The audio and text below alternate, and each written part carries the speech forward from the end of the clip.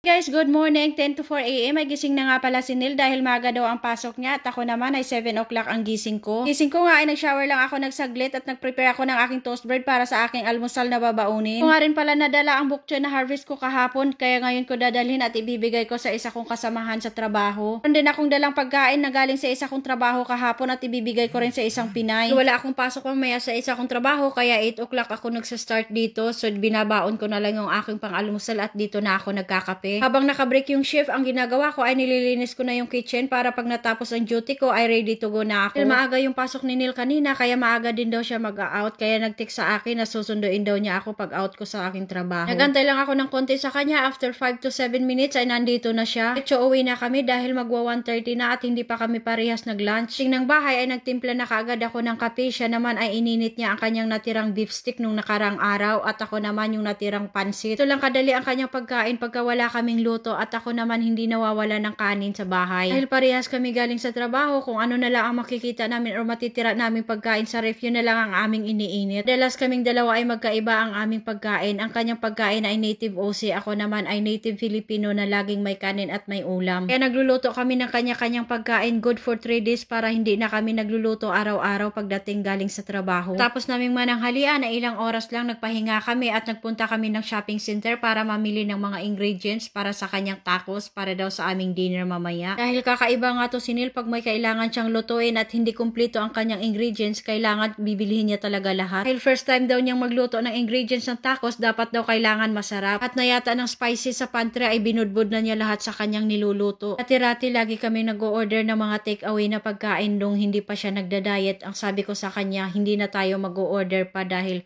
mas maganda yung lutong bahay. Habang siya ay busy-busy sa kanyang niluluto, ako naman ay magsasaing dahil babaunin ko bukas. Nasaing ko nga pala ay 4 cups ng rice at good for 3 days na ito para sa akin. Dahil siya naman ay hindi mahilig sa rice, ang kanyang hilig ay mga meat. At ito na nga, hindi na siya nagpapaawat dahil gutom na siya. Ito na yung dinner namin. So, ang dinner namin talaga ay minsan 6 o'clock, minsan 6:30. Talaga yung mga gusto niyang pagkain yung mga beef kasi ito yung nakahiligan niya. Hindi siya masyadong mahilig sa pork or ano pa mang mga meat. At nga, pagka nagkayayaan kaming kumain sa labas, ang lagi niyang kinakain ay ang typical na Aussie food. Ako naman ay mga seafoods. Ito na nga, hindi namin maubos-ubos yung nachos namin. Yung ginamit nga pala namin ay yung wraps at saka yung isang crackers na nachos. Hindi nga namin naubos yung isang nachos na crackers kaya sabi niya babaunin daw niya bukas. Bihira nga din namin pala na magamit itong aming dishwasher kaya ang sabi niya i-dishwasher na lang daw namin. It's for today's video. Bye!